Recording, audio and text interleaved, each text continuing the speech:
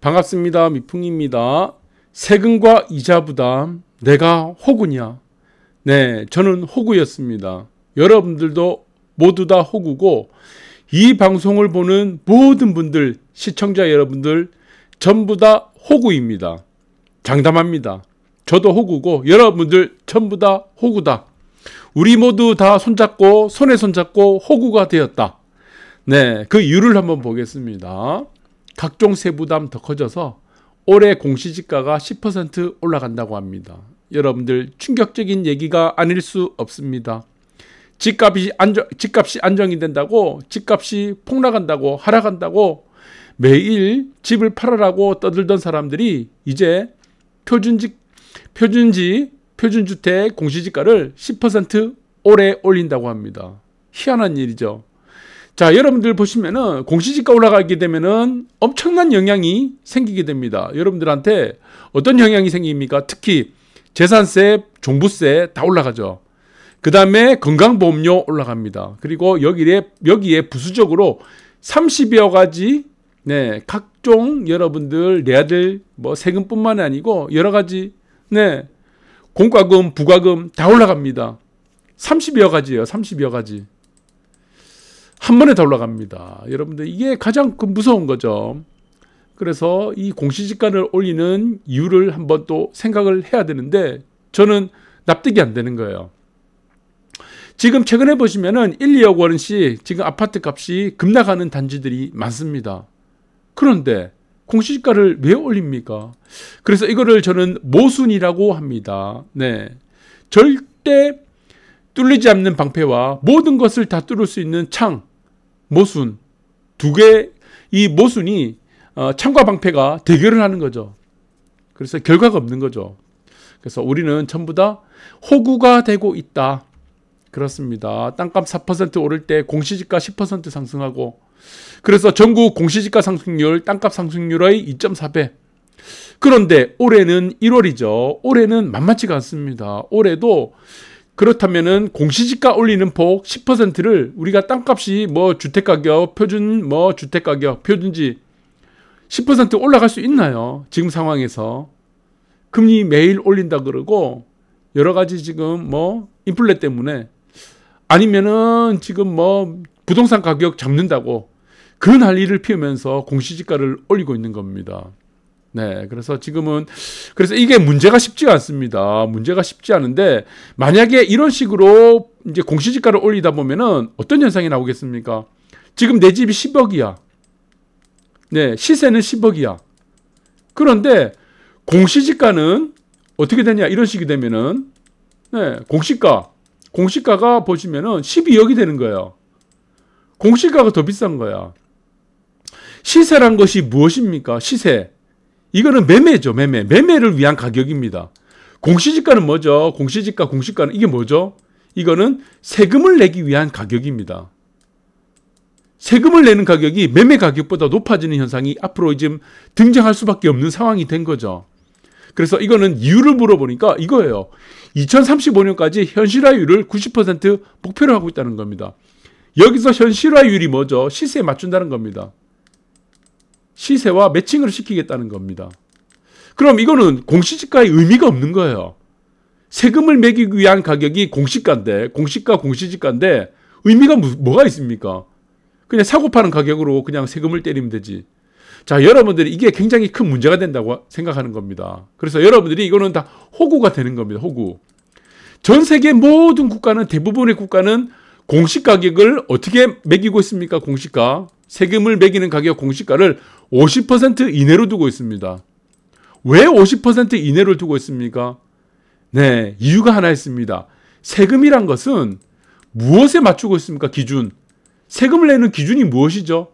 이것은 수입. 네, 수입이죠, 수입.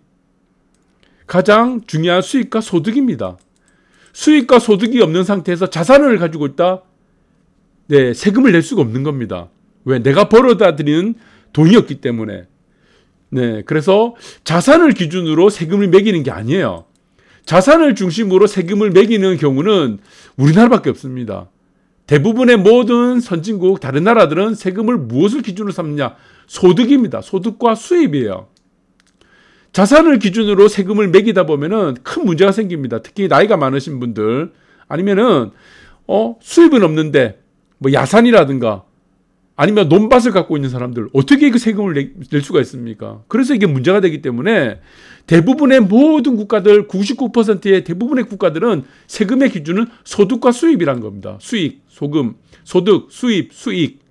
자산에 대해서는 세금을 매기지 않습니다. 그래서 지금 이게 굉장히 문제가 되고 있는데, 만약에 공시지가를 90%까지 만약에 올린다고, 이런 식으로 매년 3%씩 뭐 10%씩 이렇게 계속 올리다 보면은 어떻게 되겠습니까? 네. 세금의 늪에 빠지게 됩니다. 그래서 이거는 저는, 완전히 호구를 만들고 있다. 그냥 호구다, 호구. 네, 이렇게 여러분들이 보시는 게 맞을 것 같고, 지금 밑에 보시니까 시도별 상승률을 보니까 서울은 11.2% 가장 높이 올렸죠.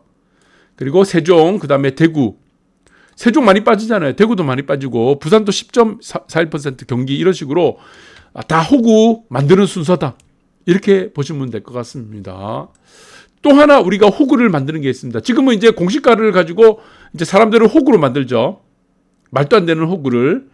자, 그러면은 또 하나 또 호구로 만드는 게 있는데, 그것이 바로, 금리입니다. 금리. 대출금리. 대출금리를 연일 상승이 되고 있는데, 주담대가 이제는 6%를 목전에 두고 있고, 이제 뭐 7%까지 지금 얘기가 나오고 있습니다. 주담대 금리. 그래서 대부분의 평균적인 근로소득자를 기준으로 할 경우 거의 6%에 다다른다고 합니다. 전세대출은 5% 눈앞을 두고 있다고 하죠. 그런데 여기서 아이러니한 일이 벌어지고 있습니다. 그것이 무엇입니까? 네, 이거예요. 1.25%라는 기준금리를 우리가 두고 생각을 해야 됩니다. 지금 기준금리가 0.5%에서 1.25%까지 올랐습니다. 1.25%. 그런데 1.25% 금리는 이전에 2020년도입니다. 2020년도에 3월 달에 우리가 극과 극으로 달렸던 우리 코로나 사태가 발생됐죠. 코로나는 바이러스는 2019년도 12월 달에 발견됐고, 우리 쪽에서는 극과 극으로 나타난 게 전반적으로 크게 변이가 된 게 2020년도 3월입니다. 그러면 그 당시 전에 기준금리가 1.25%였어요. 그 당시에 여러분들 대출금리가 얼마였습니까? 3.5% 내외였습니다. 적게 받으신 분들은 3.2%, 3% 초반에서 3.5% 정도였어요. 대출금리가. 그래서 이게 왜 그렇습니까? 대출금리와 기준금리는 스프레드가 2%입니다. 대부분 보시면은. 네. 그래서 지금은, 대출금리 같은 경우 우리가 주담대 금리를 신용대출을 포함해서 금리가 적정수는 무엇입니까? 여기서 2%를 더하면 되죠. 3.25%가 정상이라는 얘기입니다. 그래서 우리 과거 도표를 한번 보시게 되면은 여기 있습니다. 지금 1.25%가 됐죠. 자, 이전에 우리가 지금 코로나가 극과 극으로 달렸을 때가 그때부터 금리가 급격하게 떨어지기 시작했는데, 그때 금리가 1.25%입니다. 이 도표에 나와 있죠. 1.25%. 똑같죠? 똑같습니다. 코로나 전 금리예요. 그런데 일이 이상하게 꼬인 겁니다. 대출금리가 더 높다는 겁니다. 훨씬 높다는 거예요. 지금의 대출금리가. 그 전에 기준금리 똑같은데 왜 대출금리가 이렇게 높아졌습니까? 네, 여기에는 무슨 뭐 은행에서는 뭐 이런 얘기합니다. 우대금리 축소라든 이 말 같지도 않은 얘기를 하고 있죠. 사실은 어떻습니까? 지금은 대출을 규제를 하고 대출을 줄 수가 없기 때문에 사람들은 이제 금리가 중요한 게 아니에요. 대출이 되냐 안 되냐 이거를 기준으로 우리가 찾아가는 게 되는 겁니다. 그러니까 은행 입장에서는 금리를 높여도 상관없잖아요. 대출을 막아놨으니까. 대출 자체가 귀하기 때문에. 그렇습니다. 그래서 지금 이전의 사례를 보시면은 주로 스프레드가 어떻습니까? 기준금리 있죠. 여기서 보시면은 초록색이 기준금리입니다. 기준금리가 있고 위에가 똥색이죠. 똥색이 지금 대출금리입니다. 대출금리 뭐 신용대출도 있고 뭐 주담대금리도 있겠죠. 주로 보시면은 스프레드가 굉장히 커질 때가 있습니다. 이렇게 커질 때가 급격하게 오르거나 급격하게 내릴 때입니다. 지금은 0.25%씩 올리고 내리고 하는 상황이죠.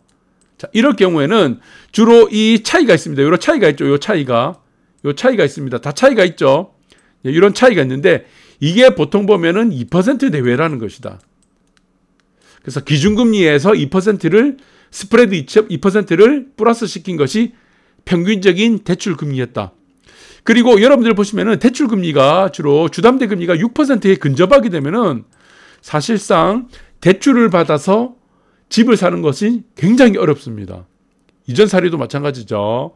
그래서 지금 이런 금리의 왜곡 현상들이 계속 벌어지고 있는데 이것을 계속 방관하고 있습니다. 그래서 지금 금리를 이런 비싼 금리를 사고 받아서 매달 원금과 이자를 갚는 사람이 다 호구가 되는 거예요. 이미 기대출을 받은 사람들 어떻게 됐습니까? 다 호구죠. 호구잖아요. 왜 쓸데없이 많은 돈을 이자를 주고 있습니까? 그래서 영국의 사례를 보니까 영국은 지금 아주 선진국이죠. 지금 금융 시스템이 아주 발달되어 있고 영국에서는 무주택자가 집을 살 때 생애 첫 집을 살 때 얼마까지 대출해 주죠? 95%까지 대출해 줍니다. 그래서 5%만 있으면 누구든지 집을 살 수가 있습니다. 이렇게 이제 선진화된 어떤 금융기법이 있습니다. 그래서 의식주라는 집을 사는 데는 먹는 것, 입는 것, 집을 사는 것은 국가 차원에서 장려를 해줍니다. 국가 차원에서. 의식주니까. 살아야 되니까.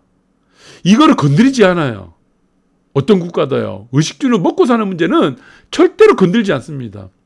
그래서 대부분 서민들이 불편함이 없게 만드는 것이 선진국이죠.